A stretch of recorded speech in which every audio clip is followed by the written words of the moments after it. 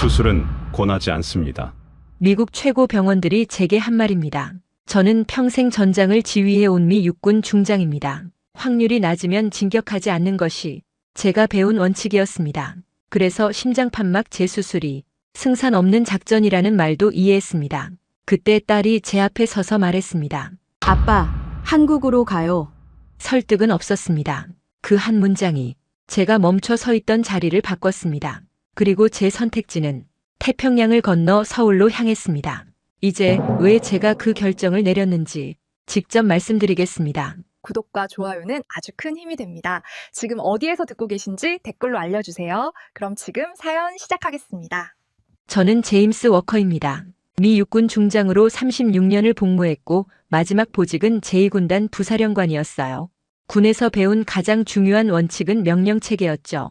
명령은 위에서 아래로 흐르고 복종은 아래에서 위로 올라갑니다. 불확실한 상황에서도 판단을 내려야 하고 그 판단에는 책임이 따르죠. 전장에서는 확률을 계산해요. 병력, 화력, 지형, 날씨 모든 변수를 고려해서 작전을 수립합니다. 승산이 없으면 진격하지 않아요. 그게 지휘관의 의무였습니다. 첫 번째 심장 수술은 54세 때 받았어요. 아프가니스탄 파병 중 호흡 곤란이 왔고 급히 본국으로 후송됐죠. 대동맥 판막 협착증, 생체 판막으로 교체했고 6개월 재활 후 다시 복귀했습니다. 당시 군의관이 말했어요. 장군님, 생체 판막은 10년에서 15년 정도 유지됩니다. 그 후에는 재수술이 필요할 수 있습니다. 저는 고개를 끄덕였어요. 10년이면 충분했죠. 은퇴 후까지 버텨주면 되니까요. 그런데 12년이 지났을 때 몸이 다시 신호를 보내기 시작했습니다. 계단을 오르면 숨이 찼고 산책 중에도 자주 멈춰 서야 했어요. 아내 메리가 먼저 알아챘죠. 여보, 병원에 가봐야 해요. 저는 미루고 싶었어요. 하지만 메리는 고집이 셌습니다. 결국 월터리드 육군병원에서 정밀 검사를 받았고 심장외과 과장 앞에 앉게 됐죠. 장군님, 판막이 다시 좁아졌습니다. 석회화가 진행됐고요. 재수술이 필요하다는 말인가? 그렇습니다. 하지만 그는 말을 멈췄어요. 하지만 뭔가 첫 수술 후 12년이 지났습니다.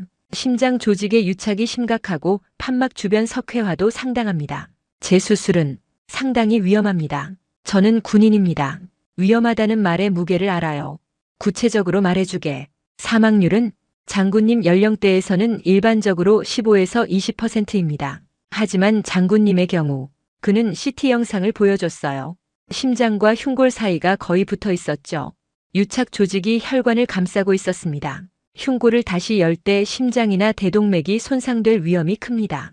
출혈을 통제하기 어려울 수 있고요. 저는 침묵했어요. 군인은 나쁜 소식에 익숙하지만 자기 자신에 관한 나쁜 소식은 다르더군요. 세컨드 오피니언을 받아보고 싶습니다. 물론입니다. 존스 홉킨스나 메이오 클리닉을 추천드립니다. 저는 두 곳 모두 찾아갔어요. 그리고 클리블랜드 클리닉까지 세 곳 모두 같은 결론을 내렸습니다. 수술하지 않는 것이 최선입니다. 존스 홉킨스의 심장외과 부장은 더 솔직했어요. 장군님, 수술대 위에서 돌아가실 확률이 30%는 됩니다. 설령 성공해도 회복 과정에서 합병증이 올 수 있고요. 솔직히 말씀드리면 지금 상태로 관리하시는 게 더 오래 사실 수 있습니다. 저는 고개를 끄덕였어요. 이상하지 않았습니다. 평생 병사들의 목숨을 책임지며 살았는데 왜 제 목숨만은 예외가 되겠어요? 전투에서는 누구나 쓰러질 수 있죠. 다만 그 순서와 방식이 다를 뿐입니다. 집으로 돌아와 메리에게 말했어요. 수술은 하지 않기로 했소. 메리는 울지 않았어요. 36년을 군인의 아내로 살아온 사람이었으니까요. 다만 제 손을 잡고 말했죠. 케이트한테는 제가 말할게요. 딸 케이트는 당시 32이었어요. 변호사였고 뉴욕에서 일했습니다. 저는 그 아이에게 좋은 아버지였다고 자신할 수 없어요. 언제나 부대가 우선이었고 저녁 후에도 감정 표현에 서툴렀으니까요. 남은 시간, 남은 체력, 남은 선택지. 저는 그것들을 계산했어요. 약물로 증상을 관리하고 활동을 줄이고 조용히 시간을 보내면 됐죠. 그 계산 속에 딸 케이트는 없었습니다. 아니, 정확히는 없어야 한다고 생각했어요. 지휘관은 감정으로 판단하지 않으니까요. 하지만 그때 저는 몰랐습니다. 군대에서 배운 명령 체계가 이번만큼은 완전히 뒤집힐 거라는 것을요. 메리가 세상을 떠난 건 그로부터 8개월 후였습니다. 췌장암이었어요. 진단받고 석 달 만이었죠. 저는 메리의 병상 옆에서 처음으로 무력함을 느꼈습니다. 작전을 짜도 명령을 내려도 아무것도 바꿀 수 없었어요. 군인으로 살면서 수없이 죽음을 봤지만 사랑하는 사람의 죽음은 달랐습니다. 메리는 마지막까지 저를 걱정했어요. 케이트 잘 부탁해요. 그게 아내의 마지막 부탁이었습니다. 장례식 날 케이트는 울지 않았어요. 검은 정장을 입고 조문객들을 맞이하고 절차를 챙겼죠. 마치 작은 지휘관 같았습니다. 저는 그 모습이 낯설면서도 익숙했어요. 제 모습을 보는 것 같았으니까요. 장례식이 끝나고 집으로 돌아왔을 때 케이트가 당분간 집에 있겠다고 했어요. 뉴욕 로펌에 휴직계를 냈다고 했죠. 저는 반대하지 않았습니다. 사실 혼자 남는 게 두려웠으니까요. 케이트는 말이 없었어요. 아침 식사를 준비하고 약 시간을 챙기고 병원 예약을 확인했습니다. 메리가 하던 것들이었죠. 하지만 케이트는 메리처럼 말을 걸지 않았어요. 다만 조용히 곁에 있었습니다. 며칠이 지나고 케이트가 제 서재에서 무언가를 정리하고 있었어요. 가까이 가보니 제 진료 기록을 연대순으로 정리하고 있었습니다. 월터 리드, 존스 홉킨스, 메이오, 클리닉, 클리블랜드 클리닉. 각 병원의 소견서와 진단 결과를 빠짐없이 정리했죠. 저는 그만두라고 했어요. 소용없는 일이라고요. 케이트는 손을 멈추지 않으면서 조용히 대답했습니다. 아빠가 그렇게 생각하는 거라고요. 그 말투에는 반항도 원망도 없었어요. 다만 사실을 말하는 것처럼 담담했죠. 일주일 후 케이트가 노트북을 들고 제 앞에 앉았어요. 다른 나라 병원도 알아봤다고 했습니다. 저는 신문에서 눈을 떼지 않고 괜히 희망 주지 말라고 대답했어요. 케이트는 희망을 주려는 게 아니라 선택지를 찾는 거라고 말했습니다. 저는 선택지는 이미 다 봤다고 미국 최고의 병원들을 다 거쳤다고 말했죠. 케이트가 조용히 말했어요. 미국에서만 찾아본 거라고요. 저는 신문을 내려놨습니다. 케이트를 똑바로 보며 말했어요. 나는 실험 대상이 아니라고. 케이트는 그걸 안다고 했습니다. 그럼 왜 이러냐고 물었죠. 케이트는 잠시 침묵했어요. 그리고 조용히 말했습니다. 엄마가 돌아가시기 전에 아빠를 잘 부탁한다고 말씀하셨다고. 그 약속을 지키고 싶다고요. 저는 할 말을 잃었습니다. 케이트는 노트북을 덮고 일어나 방으로 들어갔어요. 뒤돌아보지 않았죠. 그날 밤 저는 잠을 이루지 못했습니다. 케이트 방 불빛이 새벽까지 켜져 있었어요. 저는 그 불빛을 보며 생각했습니다. 저 아이는 무엇을 찾고 있는 걸까? 아니, 정확히는 무엇을 포기하지 않고 있는 걸까? 군인으로 살면서 저는 수없이 후퇴 명령을 내렸어요. 승산이 없으면 물러나는 게 현명하니까요. 하지만 케이트는 후퇴할 생각이 없었습니다. 메리의 딸답게, 아니 메리보다 더 완고하게 버티고 있었죠. 며칠 뒤 케이트가 다시 제 앞에 앉았어요. 이번에는 한국이라는 단어를 꺼냈습니다. 서울에 있는 병원이라고 했죠. 저는 웃었습니다. 믿을 수 없어서가 아니라 이해할 수 없어서였어요. 미국에서도 안 된다는데 왜 한국에서 되겠냐고 물었죠. 케이트는 감정을 드러내지 않았어요. 다만 화면을 돌려 보여주며 말했습니다. 서울의 그 병원은 재수술 케이스를 많이 다뤘다고요. 특히 고령 환자 수술 경험이 많다고 했습니다. 저는 성공률을 물었어요. 케이트는 미국보다 높다고 답했죠. 저는 고개를 저으며 통계는 누구나 조작할 수 있다고 말했습니다. 케이트가 조용히 대답했어요. 그래서 직접 확인하자는 거라고요. 저는 케이트의 이름을 불렀습니다. 케이트는 말했어요. 선택은 아빠가 하라고, 자기는 그냥 선택지를 드리는 거라고. 그 말이 저를 가장 괴롭혔습니다. 명령도 아니고 부탁도 아니었어요. 다만 선택지를 놓는 것. 그것이 딸이 저에게 할 수 있는 마지막 저항이었습니다. 저는 케이트의 눈을 봤어요. 그 눈에는 메리가 있었습니다. 포기하지 않는 고집, 조용한 확신, 그리고 저를 향한 사랑이요. 그날 밤 저는 처음으로 생각했습니다. 이 선택이 틀리면 상처는 제 것이 아니라 케이트의 것이 되겠구나. 그 생각이 저를 더 두렵게 만들었습니다. 케이트는 일주일 동안 한국에 대해 말하지 않았습니다. 하지만 저는 알고 있었어요. 그 아이가 포기한 게 아니라는 것을요. 케이트는 제가 생각할 시간을 주고 있었습니다. 그게 더 불편했죠. 마치 전략을 짜듯이 저를 대하고 있었으니까요. 저는 그 일주일 동안 한국에 대해 생각했어요. 솔직히 말하면 한국 의료에 대해 아는 게 거의 없었습니다.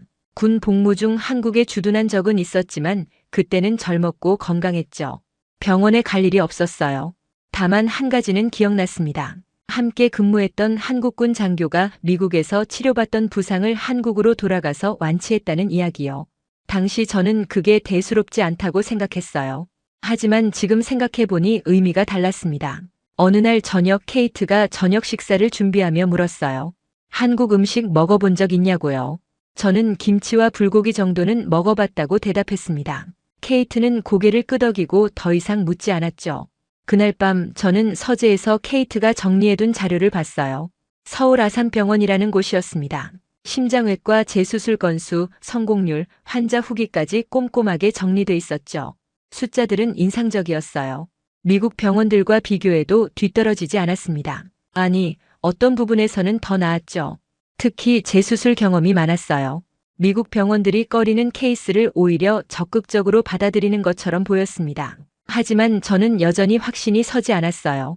통계는 종이 위의 숫자일 뿐이니까요. 실제로 그 수술대 위에 누울 사람은 저였습니다. 며칠 후 케이트가 조심스럽게 물었어요.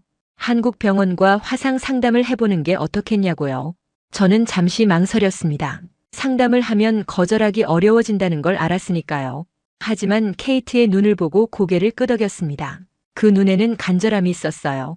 저는 그 간절함을 외면할 수 없었습니다. 화상 상담은 일주일 후로 잡혔어요. 케이트가 모든 준비를 했습니다. 제 진료 기록을 영문으로 번역하고 CT 영상을 디지털 파일로 정리했죠. 저는 그 모습을 보며 생각했습니다. 케이트는 언제 이렇게 성장한 걸까? 상담 당일 저는 긴장했어요. 평생 수많은 회의를 주재했지만 이번만큼은 달랐습니다. 제 생명이 걸린 문제였으니까요. 화면에 나타난 의사는 50대 초반으로 보였어요. 침착한 표정이었고 영어가 유창했습니다. 그는 제 CT 영상을 보며 한참 침묵했어요. 저는 그 침묵이 나쁜 신호라고 생각했습니다. 의사가 입을 열었어요. 상태가 복잡하다고 했습니다. 유착이 심하고 석회화도 광범위하다고요. 저는 그 말을 이미 3번 들었습니다. 하지만 다음 말은 달랐어요. 의사는 어렵지만 불가능하지는 않다고 했습니다. 자신들은 이런 케이스를 다뤄왔다고, 특히 고령 환자의 재수술 경험이 많다고 말했죠. 저는 물었어요. 성공 확률이 얼마나 되냐고요. 의사는 잠시 생각하더니 대답했습니다. 70에서 75% 정도라고요. 미국 병원에서 들었던 수치와는 확연히 달랐습니다. 저는 회의적이었어요. 어떻게 그렇게 높을 수 있냐고 물었죠. 의사는 차분히 설명했습니다. 경험의 차이라고요. 미국 병원들은 고위험 재수술을 꺼리지만 자신들은 그런 케이스를 주로 다뤄왔다고 했습니다. 상담은 1시간 넘게 이어졌어요.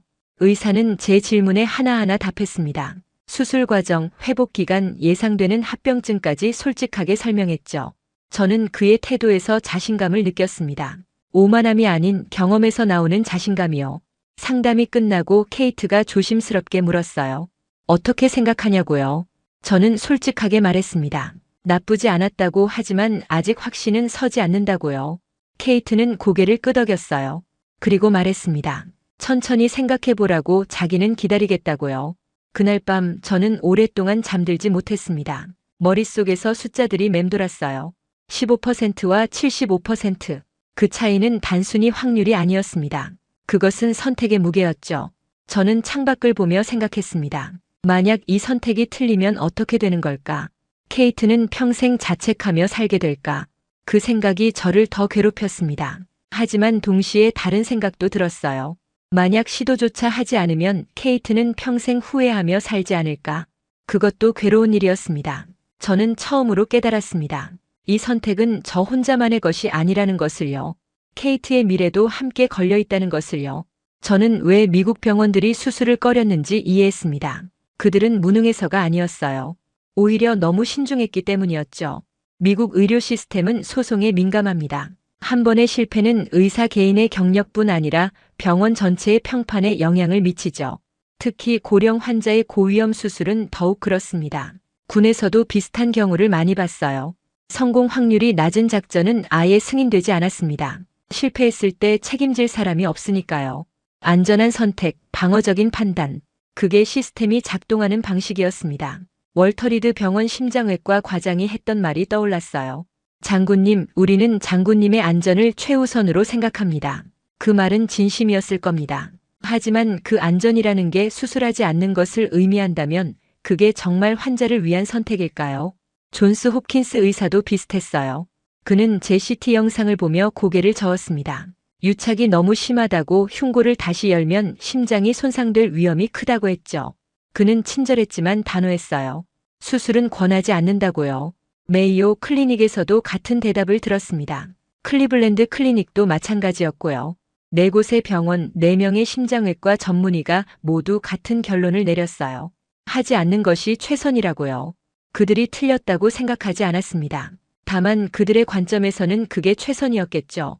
위험을 감수하지 않는 것, 환자를 수술대에서 잃지 않는 것, 그게 그들이 배운 의학이었을 겁니다. 저는 케이트가 정리해둔 자료를 다시 봤어요. 미국 병원들과 한국 병원의 재수술 건수를 비교한 표였습니다. 차이가 확연했죠. 서울 아산병원은 미국의 어떤 병원보다 3배 이상 많은 판막 재수술을 시행하고 있었어요. 단순히 건수만 많은 게 아니었습니다. 고령 환자, 다중 유착 환자, 석회화가 심한 환자들의 케이스가 대부분이었죠. 미국 병원들이 꺼리는 바로 그 환자들이요. 숫자가 말해주는 게 있었습니다. 한국 의사들은 미국 의사들이 피하는 케이스를 받아들이고 있다는 것, 그리고 그 경험이 쌓여서 더 높은 성공률로 이어진다는 것이요. 하지만 여전히 의문은 남았어요. 왜 한국은 그런 위험을 감수하는 걸까? 소송 위험은 없는 걸까? 아니면 의료 문화 자체가 다른 걸까? 케이트에게 물었습니다. 한국의 의료 소송 시스템에 대해 알아봤냐고요. 케이트는 이미 조사해뒀다고 했어요. 한국도 의료 소송이 있지만 미국만큼 공격적이지는 않다고 했습니다. 의사들이 좀 더 적극적으로 치료를 시도할 수 있는 환경이라고요. 또 다른 차이도 있었어요. 한국은 의료비가 상대적으로 저렴하다는 것, 환자들이 여러 병원을 찾아다니며 세컨드, 서드 오피니언을 구하기 쉽다는 것, 그래서 의사들도 더 많은 케이스를 접하게 된다는 거죠. 저는 고개를 끄덕였어요. 시스템의 차이가 결과의 차이를 만든다는 걸 이해했습니다. 미국 의료가 나쁘다는 게 아니었어요. 다만 고위험 고령 환자에게는 한국 시스템이 더 유리할 수도 있다는 거죠. 며칠 후 저는 월터리드 병원을 다시 찾아갔어요. 심장외과 과장에게 한국 병원 상담 이야기를 했습니다. 그는 잠시 침묵하더니 차분하게 말했어요. 장군님, 한국 의료 수준은 높습니다. 특히 심장외과는 세계적이죠. 저는 놀랐어요. 그가 인정할 줄 몰랐으니까요. 서울 아산병원은 심장 수술로 유명합니다. 재수술 경험도 풍부하고요. 하지만 선생님께서는 재수술을 권하지 않으셨습니다. 네. 제가 수술을 권하지 않은 이유는 위험성 때문입니다. 장군님의 경우 변수가 너무 많아요. 한국 의사는 70% 이상 성공 가능하다고 했습니다.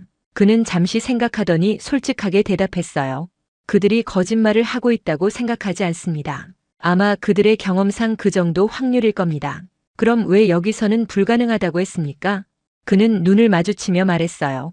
우리는 그런 케이스를 자주 다루지 않습니다. 경험의 차이죠. 저도 연간 100건 정도의 판막 수술을 합니다. 하지만 제 수술은 그중 10건 정도예요. 한국 병원은 아마 그보다 훨씬 많을 겁니다. 그 순간 저는 모든 게 명확해졌습니다. 미국 병원들이 틀린 게 아니었어요. 다만 그들의 경험 범위 바뀌었을 뿐이죠. 반대로 한국 병원은 그런 케이스가 경험 범위 아니었던 겁니다. 의사가 덧붙였어요. 장군님, 만약 가신다면 잘 준비하세요. 그리고 모든 결과를 받아들일 준비를 하시고요. 저는 고개를 끄덕였습니다. 그는 군인이 아니었지만 군인처럼 말하고 있었어요. 집으로 돌아와 케이트에게 말했어요. 케이트, 한국에 가보겠다. 케이트는 놀라지 않았어요. 다만 조용히 고개를 끄덕였죠. 마치 이미 알고 있었다는 듯이요. 수술을 받겠다는 건 아니다. 일단 가서 의사를 직접 만나보고 병원을 확인하겠다. 당연하죠. 아빠가 직접 보고 결정하셔야죠. 시설도 봐야 하고 의료진도 만나봐야 한다. 케이트는 미소를 지었어요. 제가 본 것 중 가장 환한 미소였습니다. 제가 모든 걸 준비할게요. 그날 밤 저는 오랜만에 편안하게 잠들었습니다. 결정을 내린 건 아니었어요. 하지만 적어도 가능성을 열어뒀죠. 그게 케이트에게 그리고 저 자신에게 줄 수 있는 최선이었습니다. 다음 날 케이트가 항공권을 예약했다고 알려줬어요. 5일 후 서울행이었습니다. 생각보다 빨랐죠. 하지만 저는 반대하지 않았어요. 결정을 미루면 용기가 사라질 것 같았으니까요. 저는 여권을 꺼내 먼지를 털었어요. 은퇴 후 처음 가는 해외여행이었습니다. 메리와 함께 가려고 했던 여행들이 떠올랐어요. 파리, 로마, 런던. 하지만 우리는 끝내 가지 못했죠. 이제 저는 서울로 갑니다. 관광이 아니라 생존을 위해서요. 이상하게도 두렵지 않았어요. 오히려 기대가 됐습니다. 마치 새로운 작전을 준비하는 것 같았죠. 목표는 명확했습니다. 생존. 그리고 케이트에게 더 많은 시간을 주는 것. 저는 거울 앞에 섰어요. 66세의 퇴역 군인이 저를 바라봤습니다. 주름이 깊어졌고 머리는 희끗해졌죠. 하지만 눈빛만큼은 여전했습니다. 저는 거울 속 제게 말했어요. 마지막 작전이다. 준비는 끝났다. 출발 전날 밤 저는 잠을 이루지 못했습니다. 침대에 누워 천장을 바라봤어요. 메리가 살아있었다면 뭐라고 했을까? 아마 제 손을 잡고 괜찮을 거라고 말했겠죠. 메리는 언제나 저보다 용감했으니까요. 새벽 2시 저는 침대에서 일어났습니다. 거실로 나가니 케이트 방 불이 켜져 있었어요. 저는 문 앞에 멈춰 섰습니다. 노크할까 망설이다가 그냥 소파에 앉았죠. 케이트가 문을 열고 나왔어요. 저를 보고 놀라지 않았습니다. 못 주무시냐고 물었고 저는 너도 그런가 보다고 답했어요. 케이트는 제 옆에 앉았습니다. 우리는 한동안 말없이 앉아 있었어요. 창밖으로 가로등 불빛이 보였죠. 케이트가 조용히 물었어요. 무섭냐고요? 저는 솔직하게 대답했습니다. 그렇다고요. 케이트도 무섭다고 말했어요. 목소리가 떨렸습니다. 저는 처음으로 깨달았어요. 케이트도 두려워하고 있었다는 것을요. 다만 저를 위해 강한 척하고 있었다는 것을. 케이트, 미안하다. 내가 이런 짐을 지게 해서. 케이트는 고개를 저었어요. 이건 짐이 아니라고 자기가 선택한 거라고 했습니다. 엄마가 돌아가셨을 때는 아무것도 할 수 없었지만 이번에는 다르다고 말했죠. 저는 케이트를 봤어요. 32의 딸이 아니라 한 명의 성인으로 보였습니다. 만약 제가 돌아오지 못하면 어쩌냐고 말하려는데 케이트가 제 말을 끊었어요. 그런 말하지 말라고. 아빠는 돌아오실 거라고 했습니다. 만약은 없다고. 평생 군인이었던 아빠가 포기하면 안 된다고 말했죠. 저는 웃었습니다. 케이트가 맞았어요. 저는 평생 포기하지 않고 살았습니다. 왜 이번에만 다르겠어요? 케이트는 이제 주무시라고 말하며 일어섰어요. 저도 일어나 케이트를 안았습니다. 언제 마지막으로 딸을 안았는지 기억나지 않았어요. 케이트도 저를 꽉 안았죠. 우리는 각자 방으로 돌아갔어요. 저는 침대에 누워 눈을 감았습니다. 이상하게도 마음이 편안해졌어요. 다음 날 아침 공항으로 가는 차 안에서 케이트가 준비한 것들을 확인했습니다. 서울에서 통역도 준비했고 병원 근처 호텔도 예약했다고 했어요. 저는 케이트가 얼마나 꼼꼼한지 새삼 느꼈습니다. 공항에 도착해서 체크인을 하고 보안 검색을 통과했어요. 게이트 앞에서 케이트가 커피를 사왔습니다. 우리는 나란히 앉아 커피를 마셨죠. 탑승 시간이 됐습니다. 우리는 함께 비행기에 올랐어요. 좌석은 나란히였죠. 케이트가 모든 걸 준비했습니다. 비행기가 이륙했어요. 저는 창밖을 봤습니다. 미국 땅이 점점 멀어졌어요. 66년을 살아온 이 나라를요. 저는 여기서 태어나고 군인이 되었고 가정을 꾸렸죠. 메리도 여기 묻혀 있습니다. 하지만 지금 저는 생존을 위해 태평양을 건너고 있었어요. 이상한 기분이었습니다. 마치 도망치는 것 같기도 하고 동시에 무언가를 향해 나아가는 것 같기도 했죠. 케이트가 가방에서 서류를 꺼냈어요.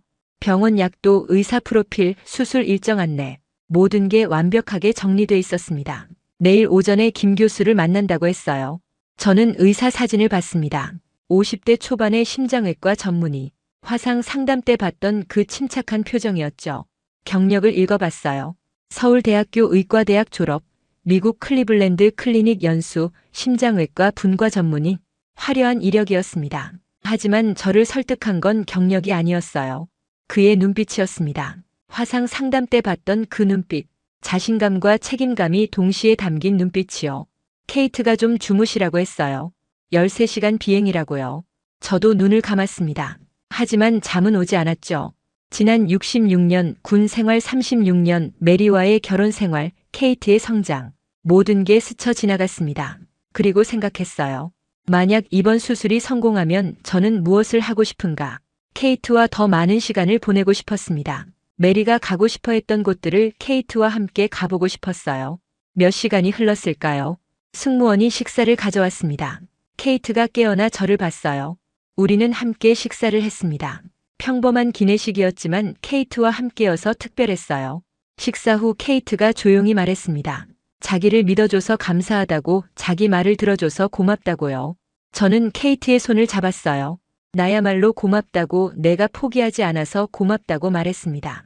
케이트는 눈시울이 붉어졌어요. 하지만 울지는 않았습니다. 비행기가 인천공항에 착륙했습니다. 저는 창밖을 봤어요.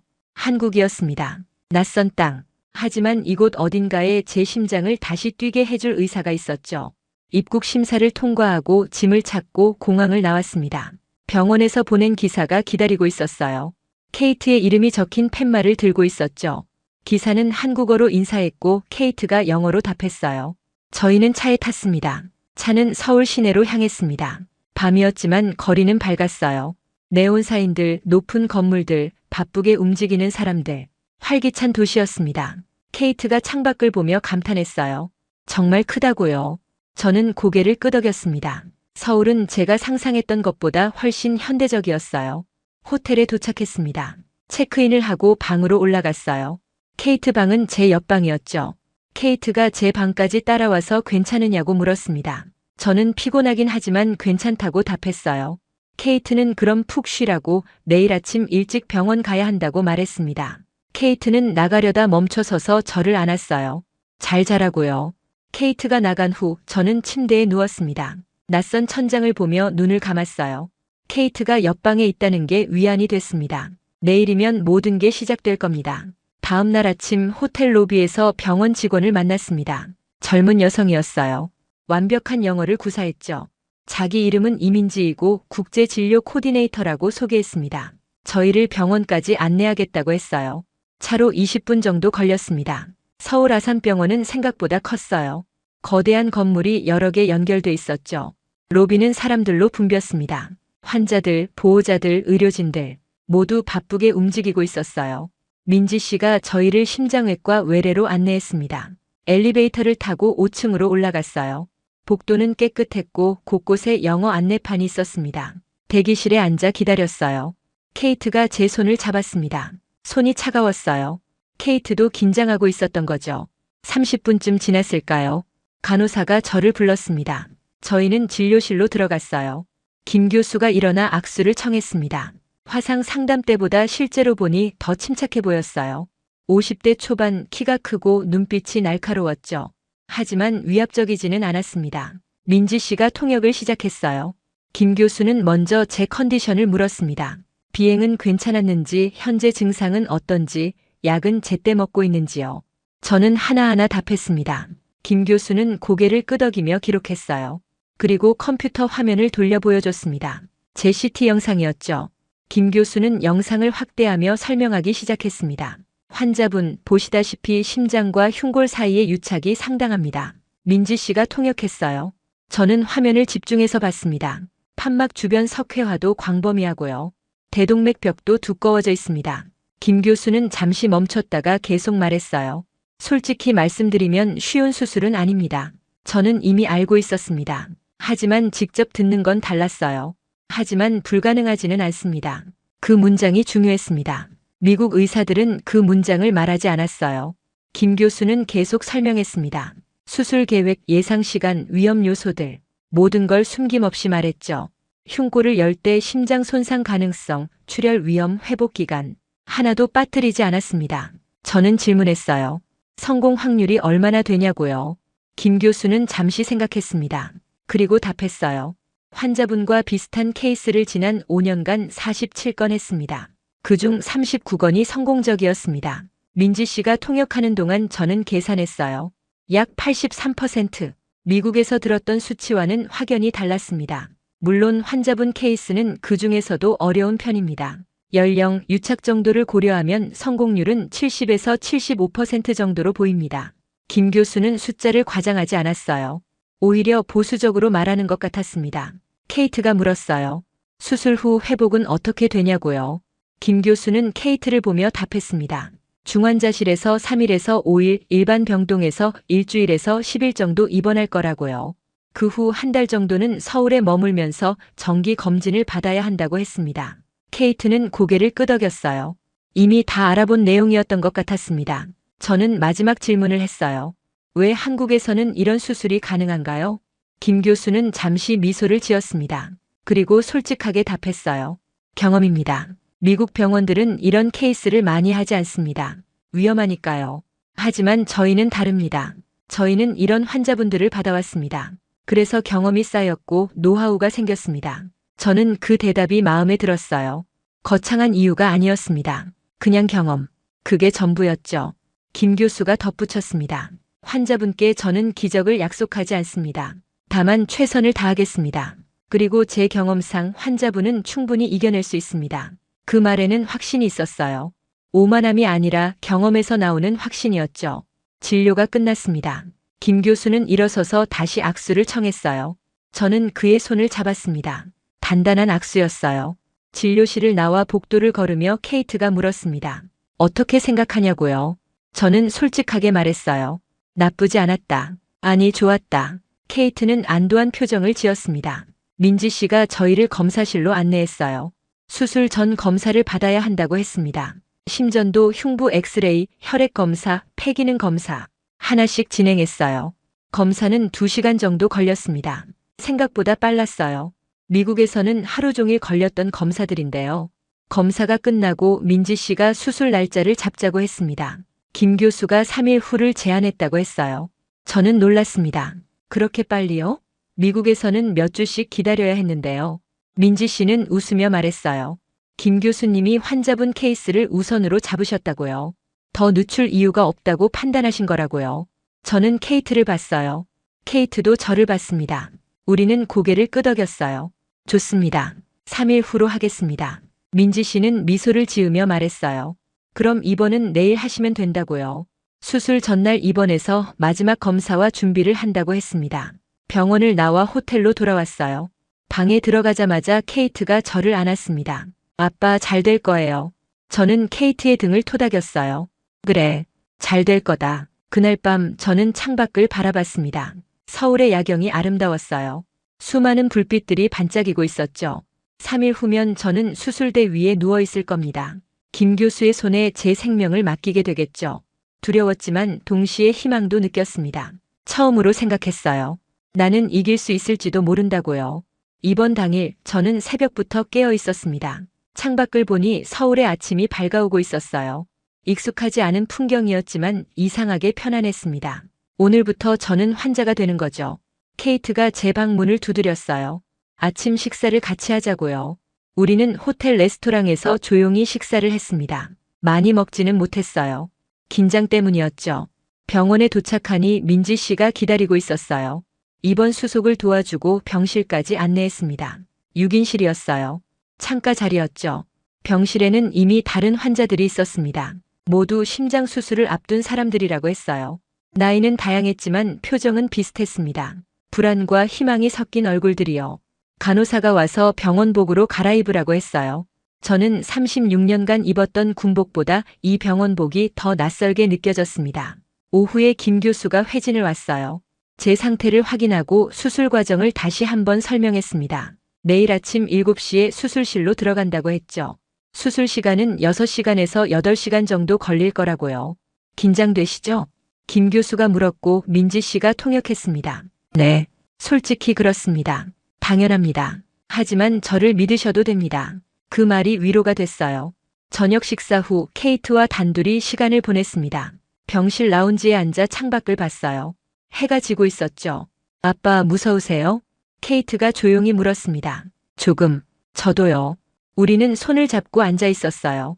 말이 필요 없었습니다. 그냥 함께 있는 것만으로 충분했죠. 밤 9시 케이트가 호텔로 돌아갔어요. 내일 아침 일찍 오겠다고 했습니다. 저는 침대에 누워 천장을 봤어요. 이상하게도 두렵지 않았습니다. 오히려 마음이 고요했어요. 할 수 있는 건 다 했습니다. 이제는 김 교수와 하늘에 맡기는 거죠.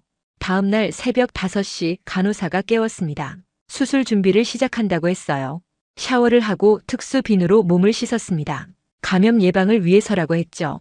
6시 케이트가 도착했어요. 눈이 부어 있었습니다. 밤새 울었던 것 같았어요. 아빠, 응, 사랑해요. 나도 사랑한다. 우리는 꽉 안았습니다.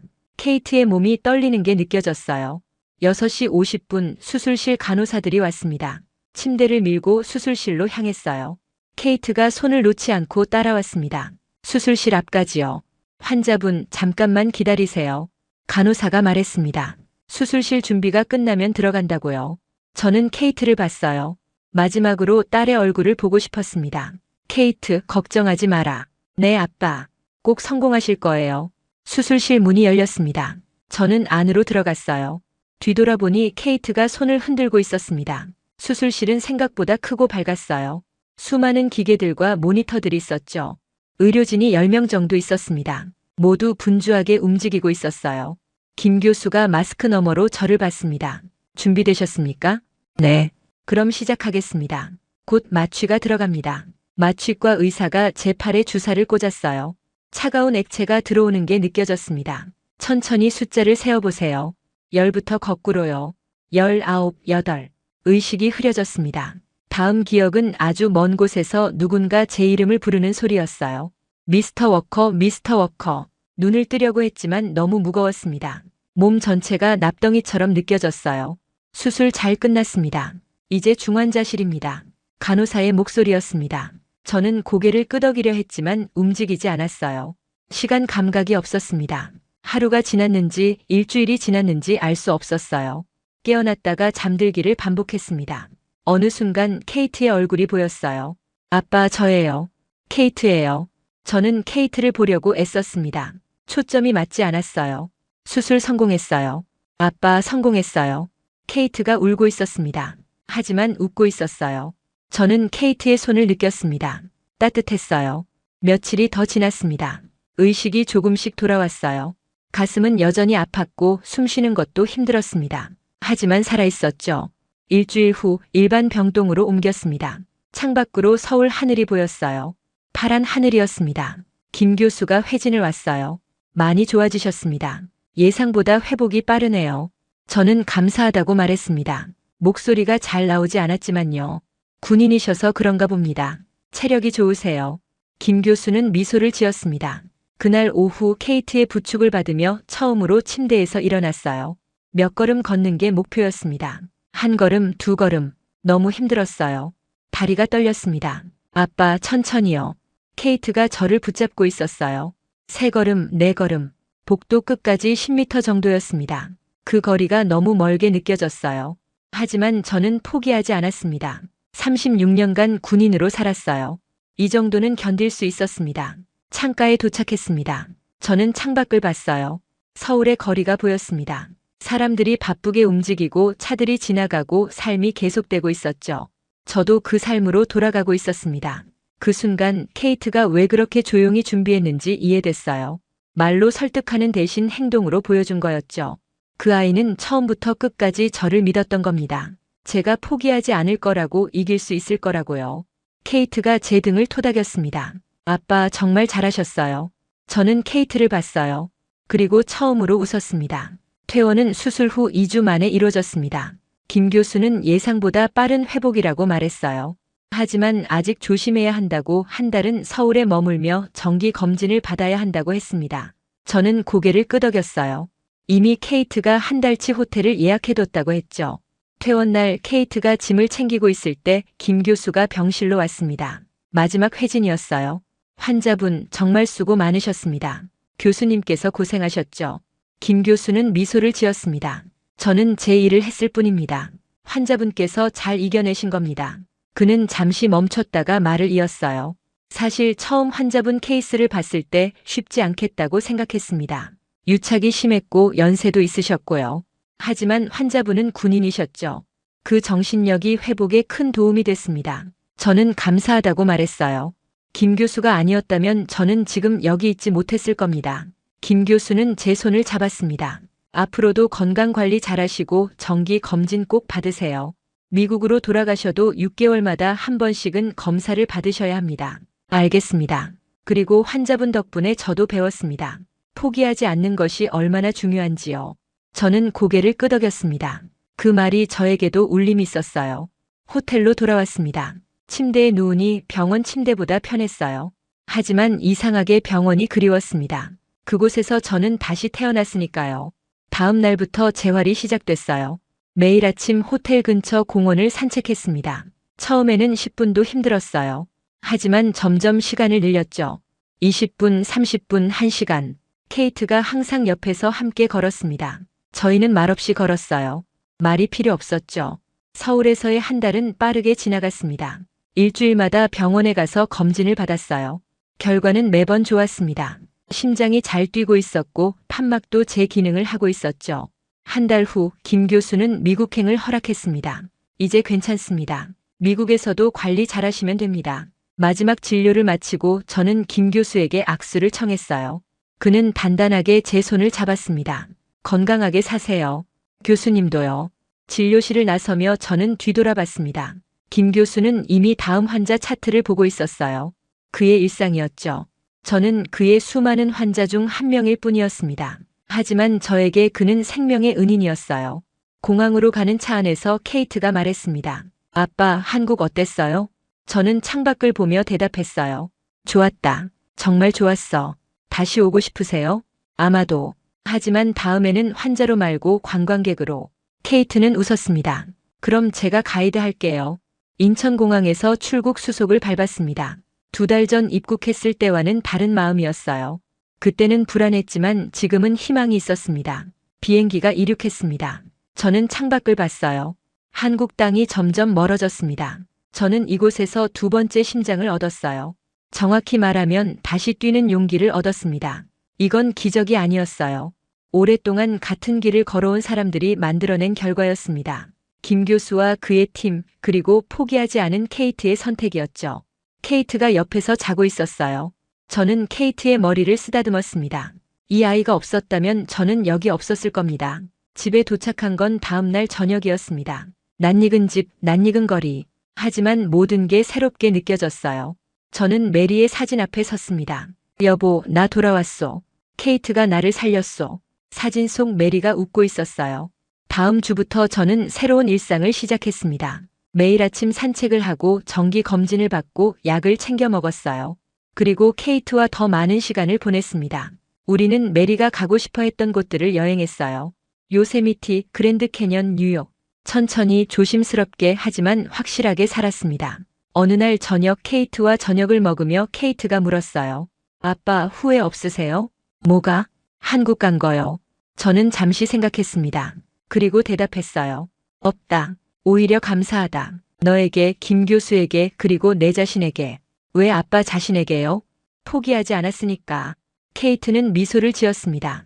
밤에 저는 일기를 썼어요. 오랜만이었습니다. 군 생활 내내 일기를 썼지만 은퇴 후에는 쓰지 않았거든요. 일기를 덮고 불을 껐습니다. 침대에 누워 가슴에 손을 얹었어요. 심장이 뛰고 있었습니다. 규칙적으로 힘차게. 저는 심장을 다시 여는 사람이 아니었습니다. 하지만 다시 뛰는 심장을 가진 사람이 됐어요. 이제 저는 끝내지 못했던 내 삶의 여정을 조용히 다시 시작합니다. 케이트와 함께, 메리의 기억과 함께, 그리고 다시 얻은 이 심장과 함께요. 군인으로서의 마지막 임무는 끝났습니다. 이제는 아버지로서의 새로운 임무가 시작됐죠. 그리고 저는 이번에도 실패하지 않을 겁니다. 영상 재밌게 보셨다면 구독과 좋아요 부탁드립니다. 그리고 한국을 응원하신다면 댓글로 대한민국 만세를 남겨주세요. 감사합니다.